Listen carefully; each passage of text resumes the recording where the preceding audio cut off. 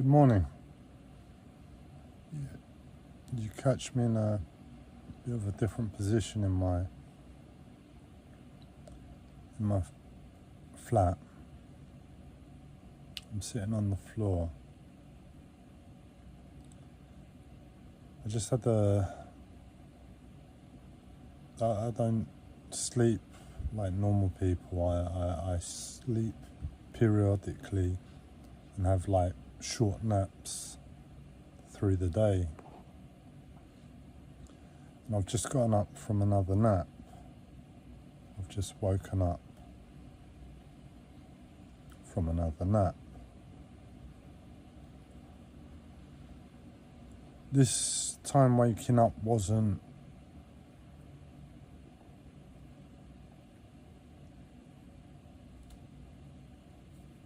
so pleasant. My physical health has been suffering for many years, and I'll get onto the horribleness of us. I'm just trying to give a rough context of where I'm at, just so I can speak our horribleness.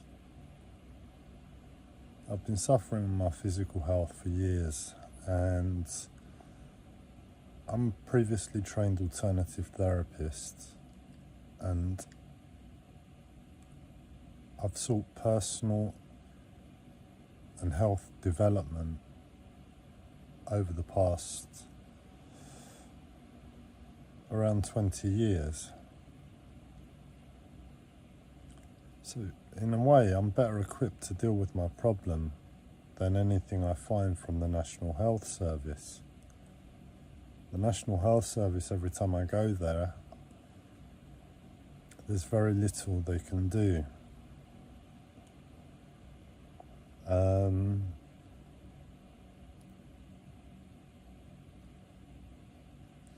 So I've been dealing with my problems alone.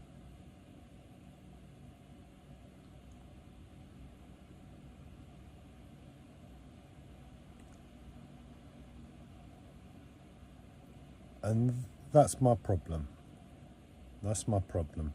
I've got other problems on top, but that's the real crux of the problem that zaps all the energy.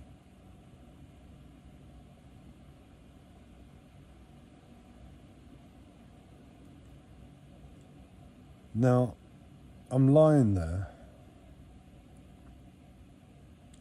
and I've tried a million different ways in the past to deal, one, with my physical health, and two, with the psychology that's needed to remedy the mind to the situation. In other words, to stop myself feeling sorry for myself about my problems.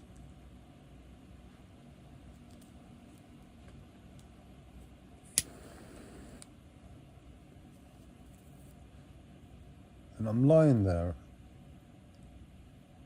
and the truth is things are so bad with my physical health in relation to my mental health.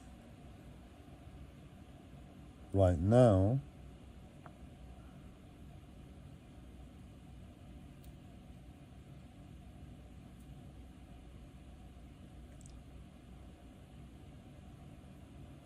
my mind is depressed, and it's had 20 years of going round in this circle and 20 years of learning not to feel sorry for itself. So our job as human beings is to not feel sorry for ourselves, however hard our problems get. But the truth is, our problems always come back. They always seem to get worse, and there's always someone in the world with a worse problem than us.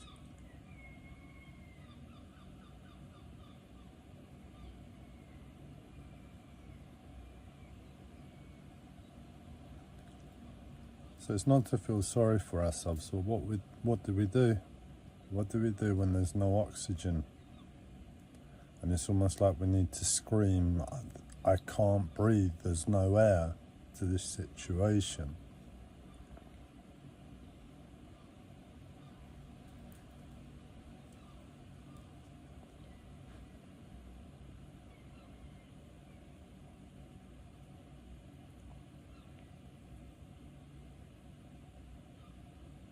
Because I made an assessment of my predicament,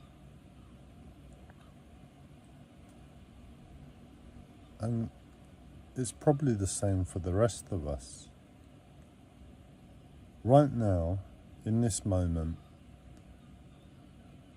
we've been fighting for years through our own lives.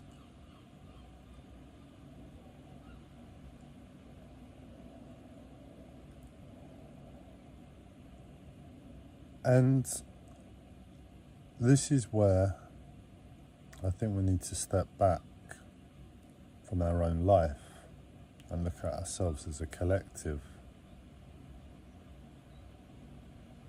Because only when you look at ourselves as a collective and you see all of those problems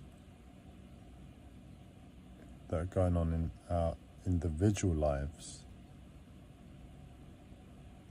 does it make clear really how bad our individual problems are.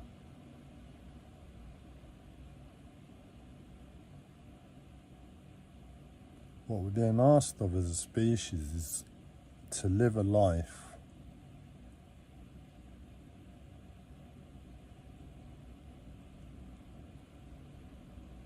of immeasurable difficultness and suffering, not for ourselves, but to raise ourselves above it for other people.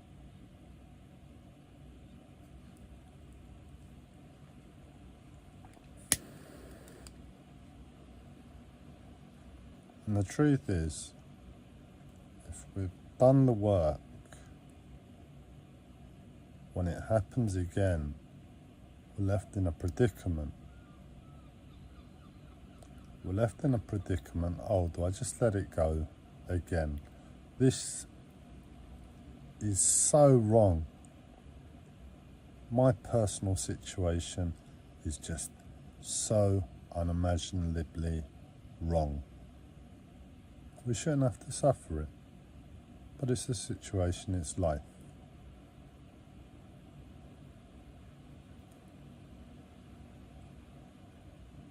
And on the other hand, we look at the world, raising ourselves above our own personal problems,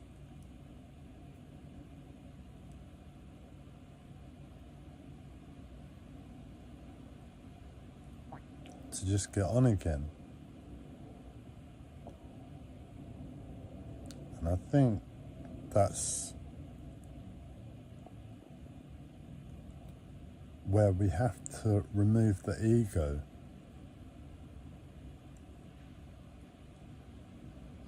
To be able to see clearly, or at least really get clear about the ego. But on a personal level, I made an assessment of my situation, and it was really clear to me what I need to do for myself. And what I need to do for myself is on top of an amount of unresolved mental turmoil I'm going to have to go through to correct how difficult my life is. I'm not blessed with people. I live and have lived quite an alone life. I have a serious mental health disorder too. I'm not catered for by the state. I get benefits, but the benefits do not cater for my mental health. And because they're benefits, sometimes people don't get the right benefits, which has happened to me in the past. My life has been tortured.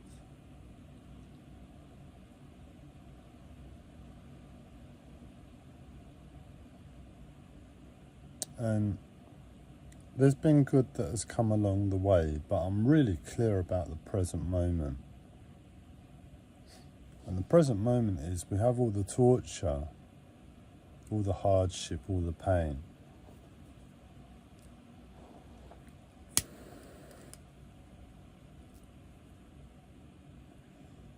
And next to it is balance, basically.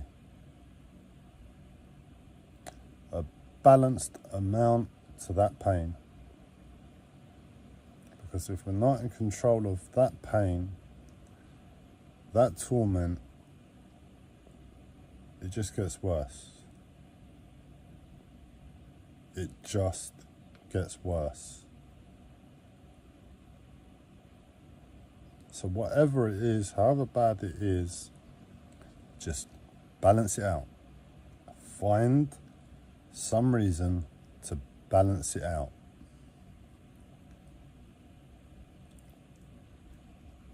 And I'm not going to be able to do that in the immediate.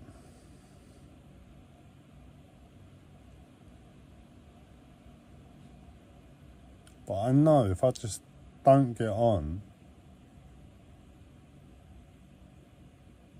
straight away, things are just going to fall down with my physical health and the rest of my life. So I need to be on the ball straight away. But the depression and shock and trauma and lack of oxygen in the situation is just preventing me. And because I can't think and put my mind right and take a load of weight off the situation by just saying, okay, this is where I am actually this depressed. Okay, I've realised that. I've had my body's had a chance to rest in that situation, so my body knows it. I've put an action plan together, how to remedy it, and I've found balance to be able to get up now and continue. But that ability has been taken away. And all I know is that I have to carry on. But I think that mentality is the same for a lot of people. We just have to carry on.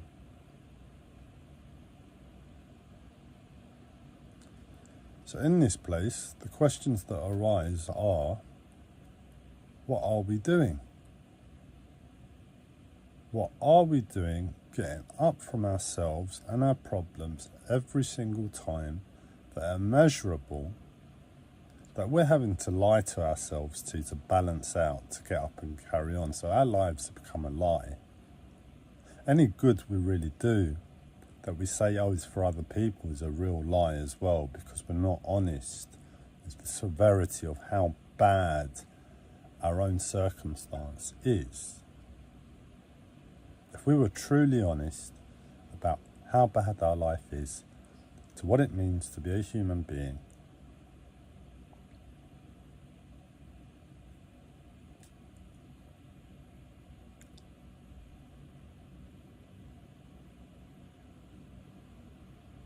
and it's split because we're so tired as human beings, and we're so dumbed down and not living to our full potential. The answer to that question is in two parts. To the human being that we know is catastrophic, and this whole world needs to stop. To human potential, oh, we can get up and just carry on. This is nothing.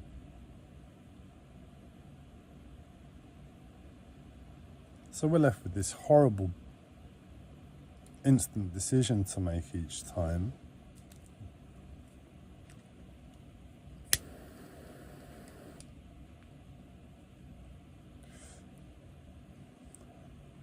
Do I let it go again and get up and carry on?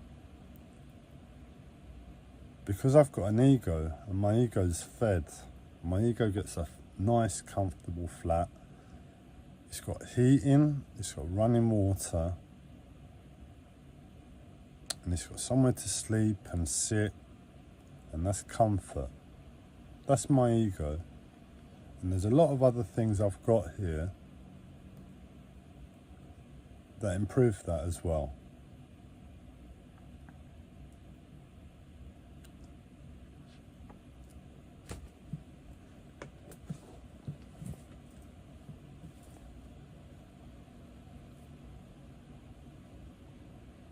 So for myself,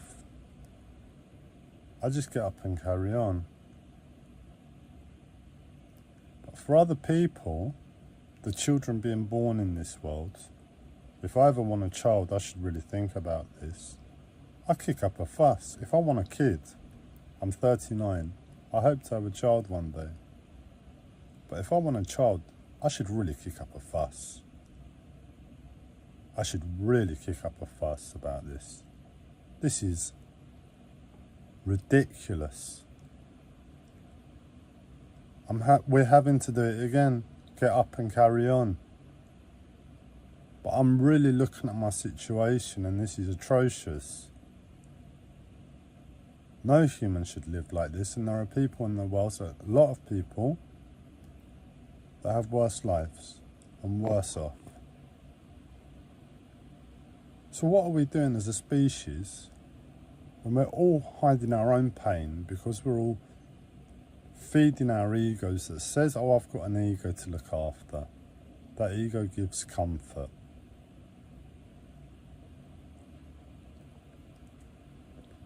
Are we really thinking about our fellow man in any way? If we say, oh, but there's worse people in the world, let's not complain. No, we're in a better place than a lot of people in the world. If you were at the bottom, we'd forgive ourselves. But we're not at the bottom. There are a lot of people below us. So it's our job to kick up a fuss about the real problems in our lives to clean up the world. My future child is screaming at me, Gabriel. Gabriel, fix it for me. How are you going to let me be born into this world by getting up and carrying on? Do you expect me to get up and carry on? And on the flip side, it's all about love. It's all about community. And it's all about Ubuntu, which means survival has been realized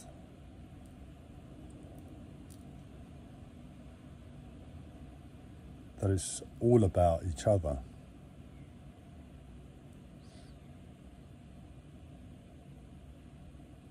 On a personal situation, my life, I give more to the world at the moment by getting up and carrying on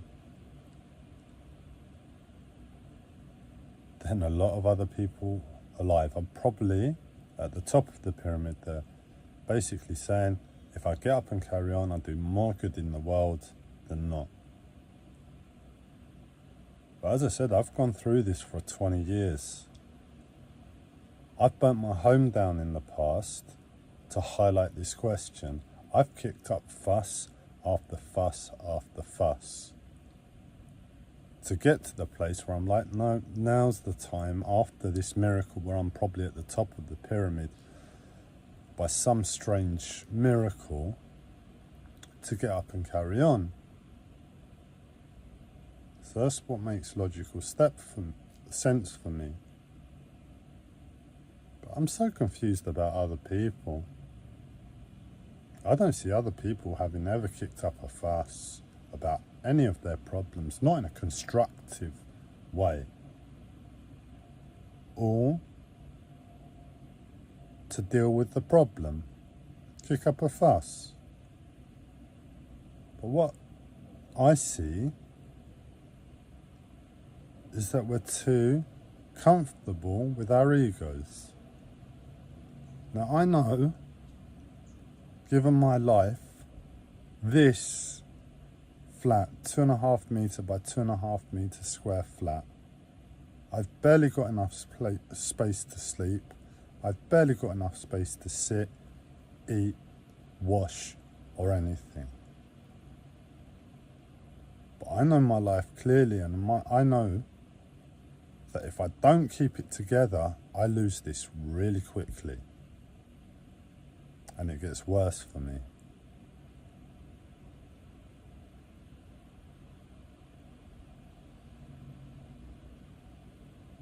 So I've got something to be grateful for, but the gratitude in it just isn't enough this time.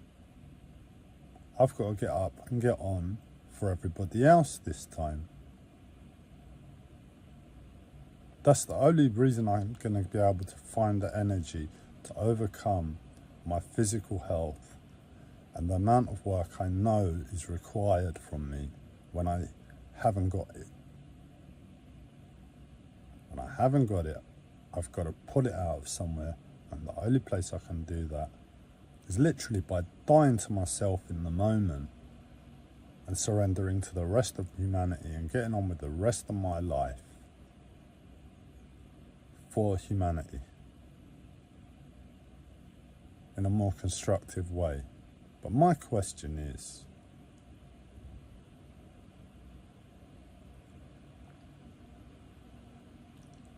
it's taken me a lot of hardships and a lot of kicking up fuss to know that it's the right time to just get up and carry on.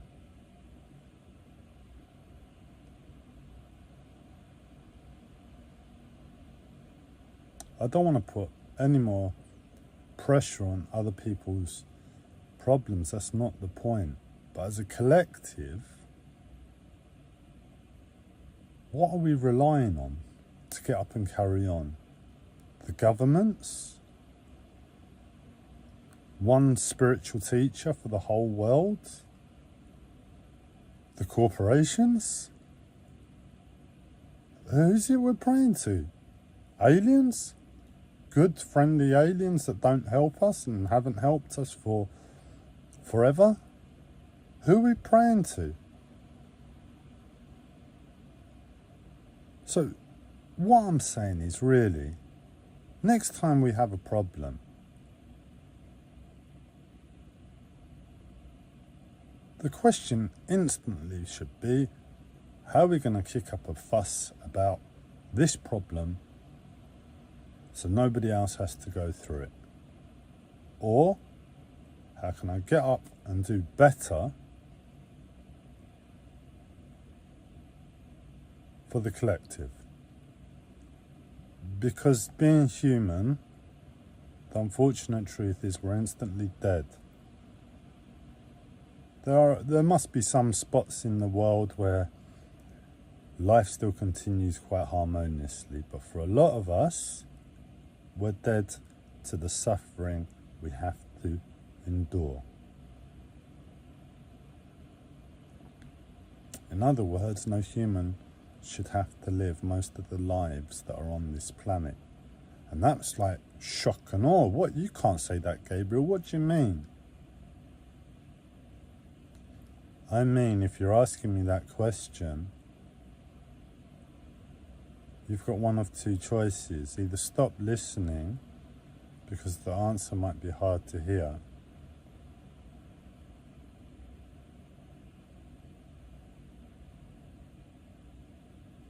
I don't want to put it on you. If you're asking the question, you're innocent, isn't it? But at the same time, this is a real situation. This goes on for all of us.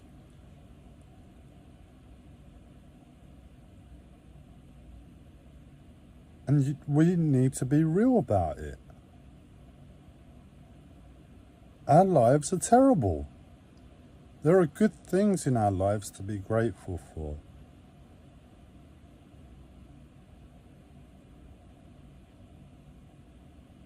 But for the children, man,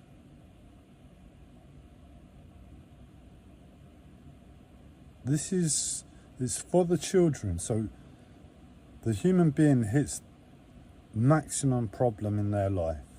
They've taken problem after problem and they snap, right, that's it, I can't do it for myself anymore. I've got to live for purpose. I've got to live for this reason, that reason, another reason. It's not about me anymore. That's the reason. It's not about me anymore. I'm a 39-year-old man, but I have grown up from a child. I understand what it's like to be a child. If there's a disconnection in the ability for me to be childlike, there's a problem. And if we're not doing it for ourselves, we're really killing the child, or any experience of child is a bit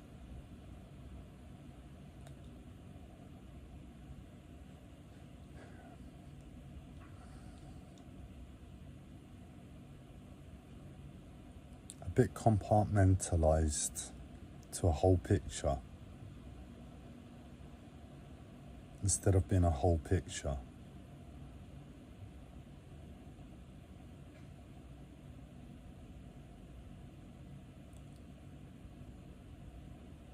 Are we doing it for ourselves?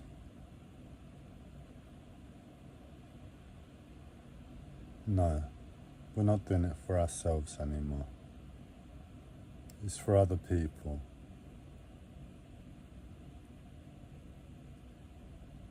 When the pain gets too much, it becomes for other people. So we're doing this for other people out of love and doing something bigger and better and staying on track with the rest of our life, because the rest of our life says, my life dictates, this life says, I'm achieving for the greater cause. If not, kick up a fuss.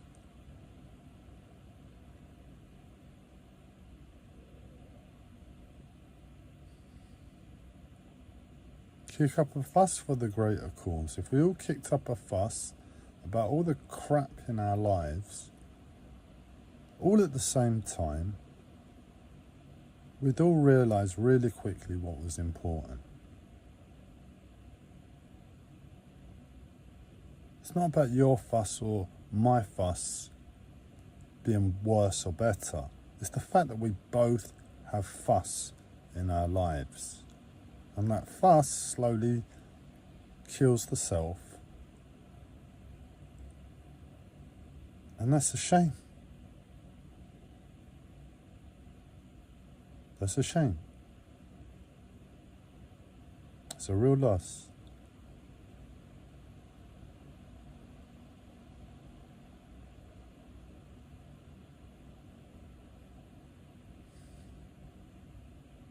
And the truth is, kicking up a fuss will only get so far.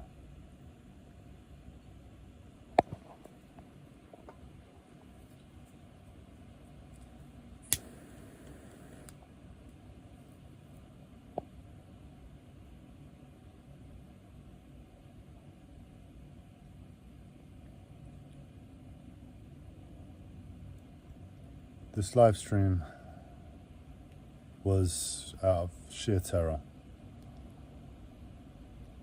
I've not long been up, made my assessment of my situation, and out of sheer terror I picked up the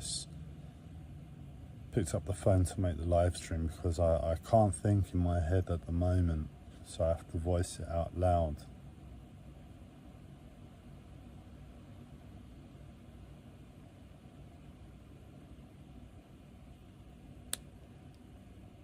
There's an immeasurable amount of work that I have to raise myself to.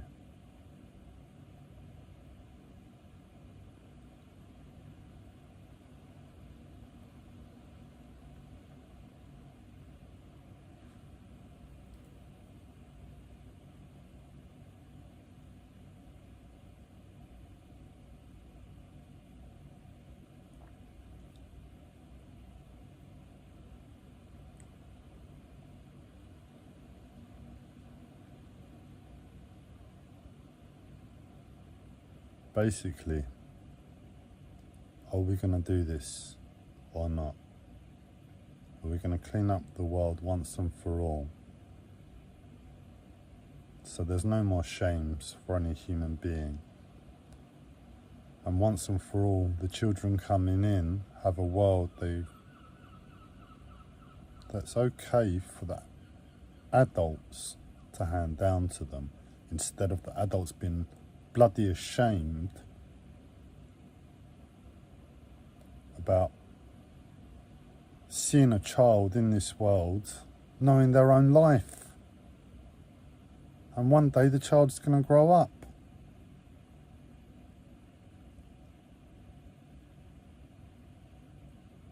So what we're after is to change it from, I hope that child never has to, hope that child. No, what we're saying is we hope the world is fixed enough before the child gets to my age and is like me. We're all living on a prayer every time we see children. We're living on a prayer every time we see a child in this world. The innocence of a child doesn't deserve this life. No child on earth deserves this life. I don't know about your life.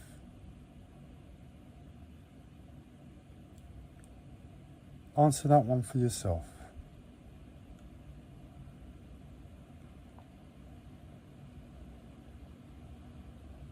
But I know no child deserves my life, and I've tried really hard in my life. I've tried really hard. Done my best, absolute best. What if a child doesn't try as hard? I can't imagine how much worse it would be.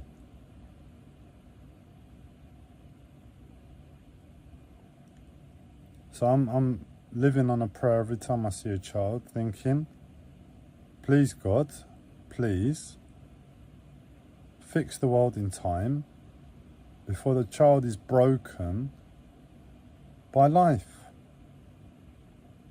It happens to all of us. It's a real hard truth to hear.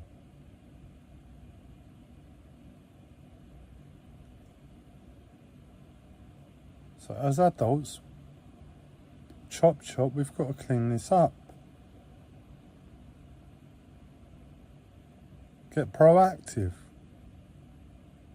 I don't recommend kicking up a fuss. But if you've never kicked up a fuss before, have a little think about it to see if there's a way it could be integrated as practical.